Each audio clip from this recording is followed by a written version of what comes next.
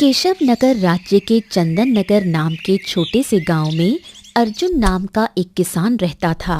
वो रोज की तरह अपने खेत में काम कर रहा था। तभी उसका मित्र बलराम वहां पहुंचा। अर्जुन! ओ अर्जुन! अरे अर्जुन, अरे भाई तुम यहाँ खेत में काम कर रहे हो और उधर तुम्हारी पत्नी की प्रसव पीड़ा शुरू हो गई है।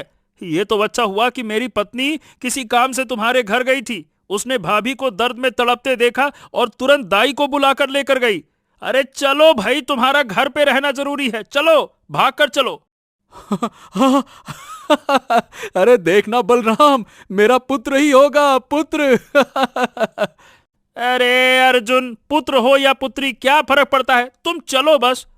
ओ बलराम, फर्क है, छोरा छोरी में फर्क है, और हमें चाहिए पुत्र, समझे? चलो। इतना कहकर अर्जुन घर की ओर दौड़ पड़ा। कुछ देर बाद अर्जुन घर के दरवाजे पर पहुंचा। तभी बलराम की पत्नी बिंदिया दो नवजात कन्याओं को गोद में लेकर बाहर आई। मुबारक हो अर्जुन भैया, तुम्हें जुड़वा बेटियां हुई हैं। अर्जुन का चेहरा उतर गया। वो बिना कुछ कहे वहां से लौट गया। थोड़ी देर बाद जब वो घर में आया तो उसकी पत्नी आरती अपनी दोनों बेटियों को दूध पिला रही थी।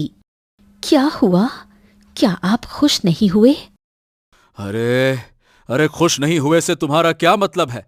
तुम जानती हो कि मुझे पुत्र चाहिए था, पुत्री नहीं। और तुम एक बेटा भी नहीं दे पाई। अगर यही दो पुत्र हुए होते तो मैं सारे गांव में दावत करता, सीना चौड़ा करके चलता। क्या करो इन लड़कियों का, क्या करो इनका? आरती के चेहरे पर गहरी उदासी उतर आई, लेकिन कुछ देर बाद उसने संभलते हुए मुस्कुराने की कोशिश की। अच्छा सुनिए ना, मैंने इनका नाम रख लिया है। बड़ी का नाम चारुलता और छोटी का सौम्या। कैसे लगे आपको ये नाम? ऐसा है, ये तुम्हारी बेटियां हैं, चाहे तो नाम रखो चाहे तो ना रखो, मुझे कोई मतलब नहीं इनसे। अर्जुन वहां से चला गया और आरती की आंखों से आंसू बहने लगे। समय बीतता गया। आरती ने अकेले ही अपनी दोनों बेटियों का पालन पोषण किया। अर्जुन ने कभी उनकी परवाह नहीं की। 10 वर्ष गुजर गए और अब सौम्या और चारुलता समझदार हो चुकी थी। माँ, पिताजी हम दोनों से बात क्यों नहीं करते? सौम्या की बात सुनकर आरती की आंखें भर आईं। ऐसा मत कहो बिटिया, तुम्हारे पिताजी बहुत व्यस्त रहते हैं, उन्हें समय नहीं मिलता। पर माँ, गांव के और किसान भी तो व्यस्त रहते हैं, फिर भी वो अपनी बेटियों से प्यार करते हैं। हमारे पिता तो हमारी ओर देखते तक नहीं। आरती की आंखों में आंसू छलक पड़े। मैं तो तुमसे बहुत प्रेम करती हूँ, तुम अपने पिता की बातों पर ध्यान मत देना। अच्छा, तुम दोनों यही रहो, मैं नदी से पानी भर कर लाती हूँ। आरती मटका उठाकर नदी की ओर चली गई और दोनों बेटियां आंगन में खेलने लगीं। कुछ ही देर में बलराम घबराया हुआ आया। उसकी आंखों से आंसू बह रहे थे। बलराम चाचा, क्या हुआ? आप रो क्यों रहे हैं? बेटा, बेटा तुम्हारी माँ नदी में डूब कर मर गई। जल्दी चलो बेटा, जल्दी चलो। सौम्या और चारुलता चीख पड़ी। दोनों रोती हुई बलराम के साथ नदी की ओर दौड़ी। नदी किनारे आरती की लाश पड़ी थी। गांव के लोग वहां इकट्ठा थे। थोड़ी देर में अर्जुन भी वहां पहुंचा। आरती, आरती, आरती, आरती, तुम हमें छोड़कर क्यों चली गई, क्यों चली गई? अब मेरा क्या होगा? तुम्हारे बिना मैं अपनी दोनों बेटियों की परवरिश कैसे करूंगा, कैसे करूंगा? बलराम की आंखों से भी आंसू बह रहे थे। जब मैं नदी के किनारे पहुंचा तो तुम्हारी पत्नी डूब रही थी। मित्र, मैंने उसे बचाने की बहुत कोशिश की, पर तब तक बहुत देर हो चुकी थी। मुझे याद है, जब वो नदी पर आई थी तब उसने अपने शरीर पर सोने के आभूषण पहने थे, लेकिन लेकिन जब मैंने उनकी लाश बाहर निकाली तो वो आभूषण गायब थे। अब पता नहीं भाभी के आभूषण कौन ले गया, क्या हो गया समझ नहीं आता। क्या? मैं उसे हमेशा समझाता था कि नदी जाते वक्त आभूषण उतार दिया करो। आजकल डाकुओं का आतंक बढ़ गया है, लेकिन क्या करूं? हाँ अर्जुन, लगता है कि भाभी किसी डाकू की लूट का शिकार बन गई हैं। किसी ने उनके आभूषण छीने और उन्हें नदी में धक्का दे दिया। बेचारी भाभी, उन्हें तैरना भी नहीं आता था और बेचारी चली गई। कुछ देर बाद आरती का अंतिम संस्कार कर दिया गया। गांव का वातावरण शोक में डूब गया। सौम्या और चारुलता घर के कोने में बैठकर फूट फूट कर रोने लगी। कुछ दिन ऐसे ही बीत गए। सौम्या और चारुलता ने धीरे धीरे घर का कामकाज संभालना सीख लिया था। वो अब घर के छोटे मोटे काम अपने आप कर लेती थी और जवान हो रही थी।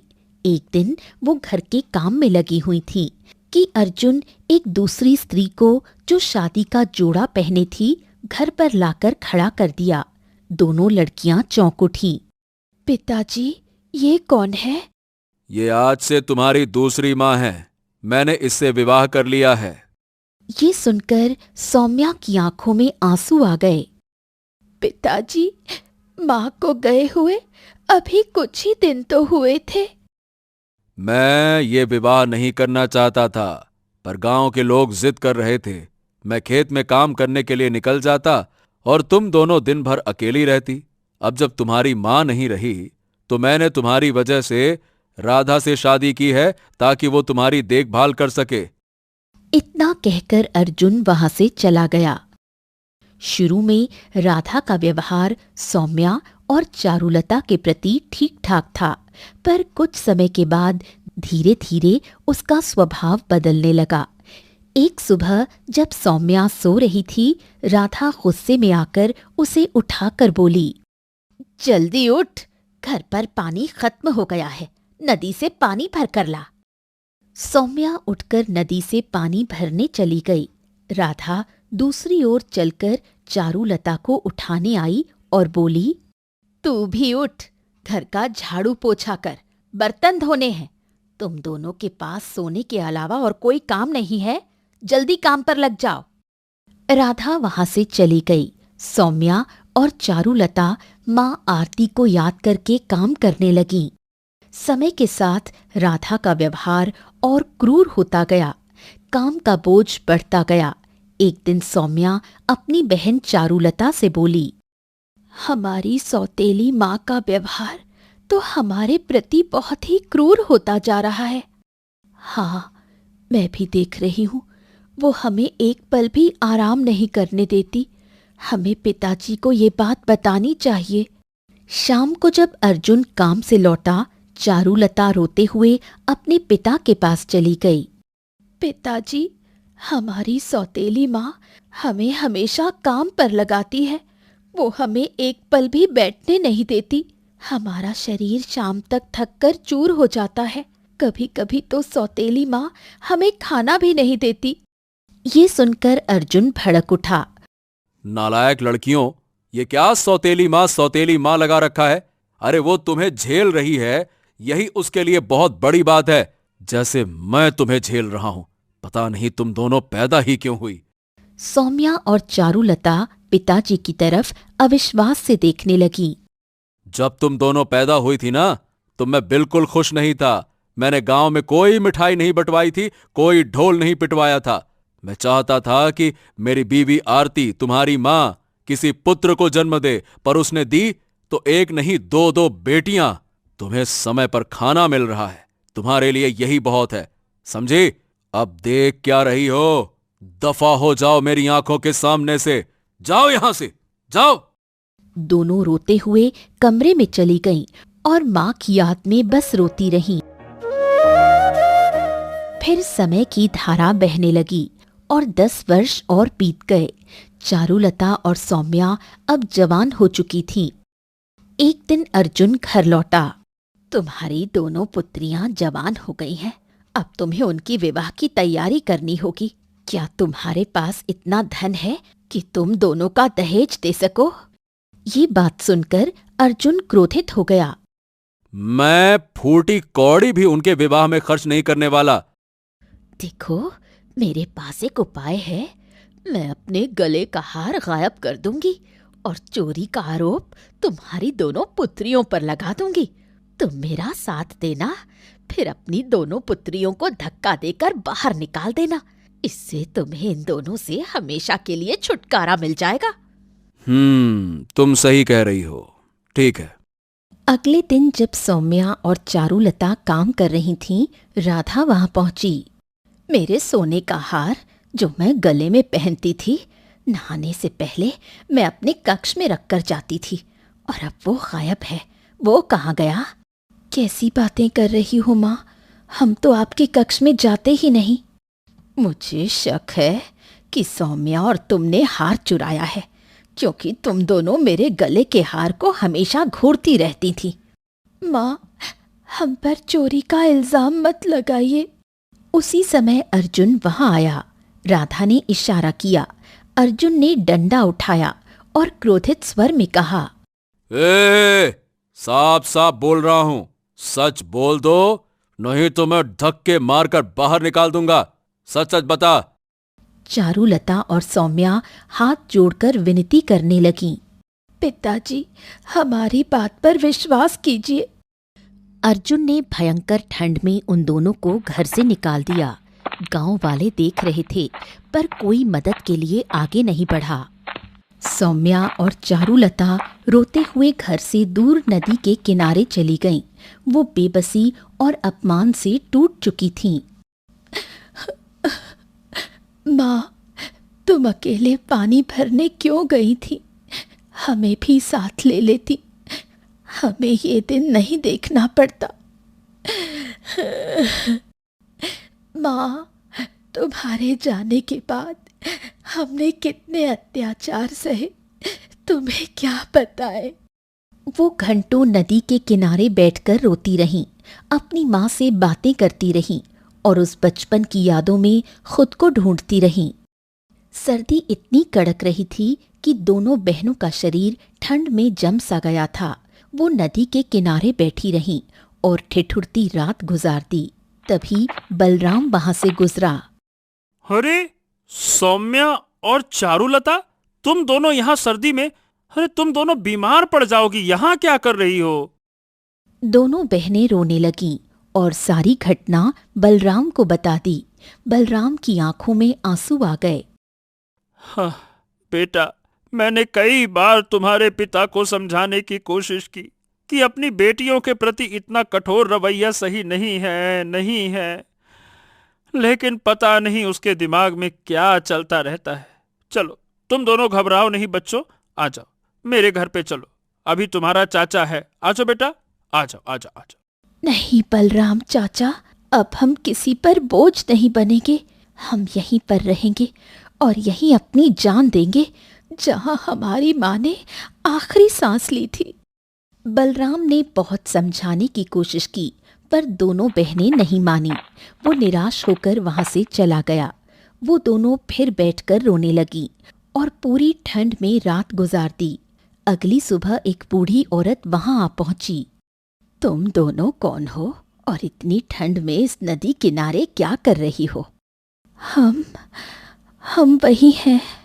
सौम्या ने रोते हुए सारी घटना बूढ़ी औरत को बता दी। बूढ़ी औरत की आंखों में आंसू आ गए। अच्छा हुआ तुम यहाँ आ गई, रोने से कुछ नहीं होगा। हिम्मत मत हारो, तुम लड़की हो तो क्या हुआ, तुम भी वही कर सकती हो जो मर्द कर सकते हैं। पास में एक जंगल है, वहां से लकड़ी काट कर लाओ। मैं तुम्हें झोपड़ी बनाना सिखाऊंगी, तुम यहीं झोपड़ी बनाकर रहो, किसी की मोहताज मत बनो। बूढ़ी औरत की बातों का असर दोनों बहनों पर हुआ। वो तैयार हो गईं और बूढ़ी औरत के बताए स्थान पर चली गईं। वो लकड़ियां तोड़कर और बूढ़ी औरत के साथ मिलकर झोपड़ी तैयार करने लगीं। थोड़े ही समय में झोपड़ी तैयार हो गई और उस दिन के बाद वो वहीं रहने लगी। कुछ दिन गुजरने के बाद बूढ़ी औरत उन दोनों से बोली, अब तुम दोनों को कोई काम धंधा करना चाहिए। जंगल में बहुत से पेड़ हैं जिनके फल का कोई भी मालिक नहीं है। उन फलों को तोड़कर बाजार में बेचो, इससे तुम्हें आमदनी होगी।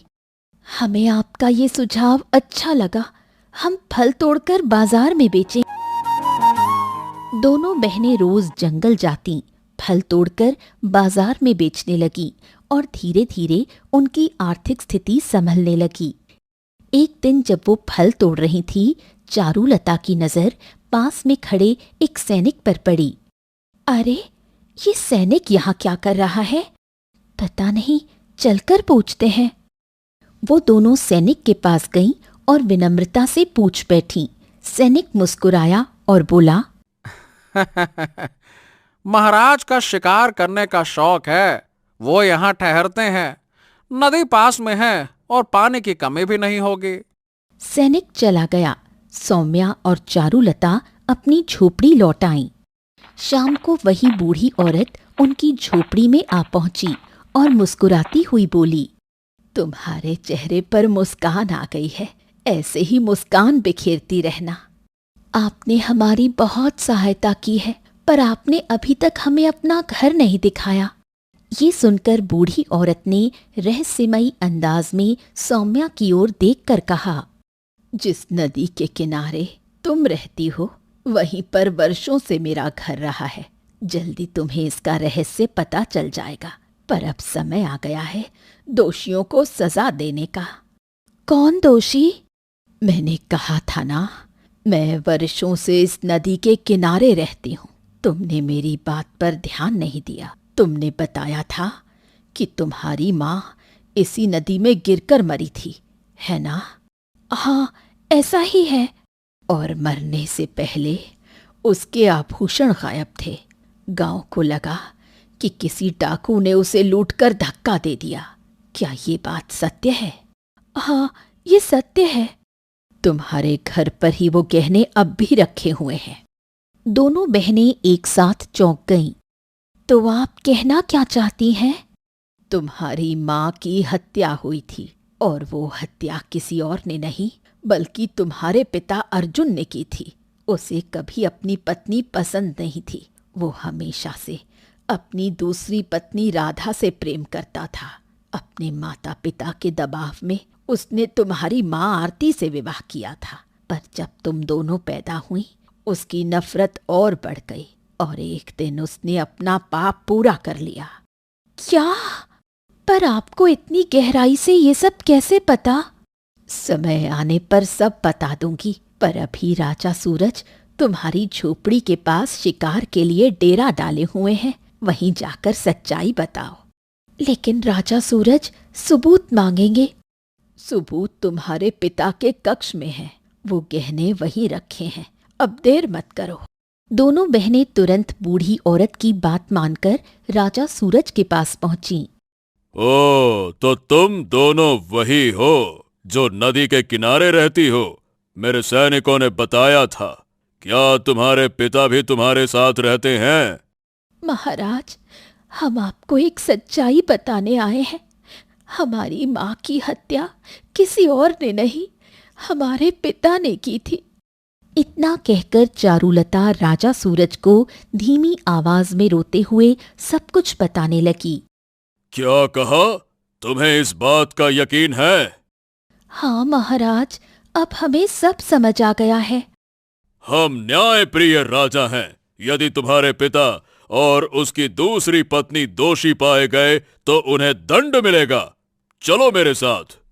राजा सूरज, चारुलता, सौम्या और सैनिक अर्जुन के घर पहुंचे। अर्जुन और उसकी पत्नी राधा राजा को देखकर डर गए। महाराज, क्या हुआ महाराज? ये तो मेरी दोनों पुत्रियां हैं। क्या इन्होंने आपसे मेरी शिकायत की महाराज? तुम्हारी सच्चाई सामने आ चुकी है अर्जुन। तुमने ही वर्षों पहले अपनी पत्नी आरती की हत्या की थी। क्या? ये आप क्या कह रहे हैं महाराज? ये झूठ है, ये सरासर झूठ है महाराज। सैनिकों, इसके कक्ष की तलाशी लो। जो भी आभूषण मिले उन्हें हमारे सामने लेकर आओ। जाओ। सैनिक अंदर गए और थोड़ी देर बाद सोने के आभूषण लेकर लौटे। ये तो वही हार है जिसकी चोरी का इल्जाम हम दोनों बहनों के ऊपर लगाया गया था। पिताजी ने हमें ठंड में घर से निकाल दिया था उसी इल्जाम के कारण। और ये वही आभूषण है जो माँ ने उस दिन पहने थे जब वो नदी में डूबी थी। अर्जुन का चेहरा पीला पड़ गया। तभी बाहर से बलराम आ पहुंचा। अरे बाप रे बाप, ये तो वही गहने हैं जो आरती भाभी के गले में थे उस दिन जब वो नदी में जा रही थीं। अर्जुन, अब तू सच बोल। तूने अपनी पत्नी की हत्या क्यों की? सच बता। महाराज, ये झूठ है। मैं अपनी पत्नी आरती से प्रेम करता था। ये गहने मुझे नदी के किनारे झाड़ियों में मिले थे। बस मैंने किसी को बताया नहीं। यही मेरी गलती है। केवल आभूषण मिलने से आप मुझे हत्यारा नहीं कह सकते महाराज। राजा सूरज कुछ पल मौन रहा। तभी वही बूढ़ी औरत वहां आ गई। ये झूठ बोल रहा है महाराज, ये बहुत बड़ा पापी है। इतना कहते ही वो रंग बिरंगी रोशनी में घिरी और अगले ही पल आरती में परिवर्तित हो गई। हाँ, कौन हो तुम? मैं आरती हूँ। बरसों पहले जब मैं नदी में पानी भरने गई थी, मेरा पति मेरे पास आया और बोला, सोने के आभूषण दे दो, डाकू घूम रहे हैं। मैंने उस पर भरोसा किया, पर जैसे ही मैंने गहने उतारे उसने मुझे धक्का दे दिया। मैं तैरना नहीं जानती थी, डूबने लगी। तभी बलराम आया, पर तब तक मैं मर चुकी थी। सब लोग स्तब्ध रह गए। मेरी आत्मा वर्षों तक भटकती रही। जब मैंने अपनी दोनों बेटियों को देखा तो रूप बदलकर उनके पास गई, उन्हें हिम्मत दी, सहारा दिया। अब मेरी आत्मा को शांति तभी मिलेगी जब मेरे पति का पाप सबके सामने आएगा। अर्जुन, तूने अपनी पत्नी की हत्या की। अब तू और तेरी पत्नी राधा जीवन भर कारागार में सड़ोगे। सैनिकों, बंदी बनाओ इन्हें। सैनिकों ने अर्जुन और राधा को पकड़ लिया। दोनों गिड़गिड़ाने लगे, पर कोई दया नहीं हुई। अब मेरे मुक्त होने का समय आ गया है। माँ, हमें छोड़कर मत जाओ। लेकिन अगले ही पल रंग बिरंगी रोशनी में आरती गायब हो गई। दोनों बहनें फूट फूट कर रो पड़ी। बेटा सौम्या, अब कहाँ जाओगी? अब हम इस घर में नहीं रहेंगे। हम नदी किनारे अपने इस घर में रहेंगे। वो झोपड़ी माँ के हाथों की बनी है। अब हम उसी नदी किनारे रहेंगे जहाँ माँ की आत्मा को शांति मिली। हाँ, वही हमारा घर है। वो मकान हमारा नहीं, पिता का था, जिसे देखकर हमें हर बार उनका पाप याद आएगा। और इस तरह नदी किनारे की वो झोपड़ी जो कभी दुख की गवाह थी, अब आत्मा की शांति का स्थान बन गई। जहाँ आंसू बहते थे, वहाँ अब विश्वास बहता है। कभी कभी सत्य देर से प्रकट होता है, पर जब होता है तब नदी भी साक्षी बन जाती है।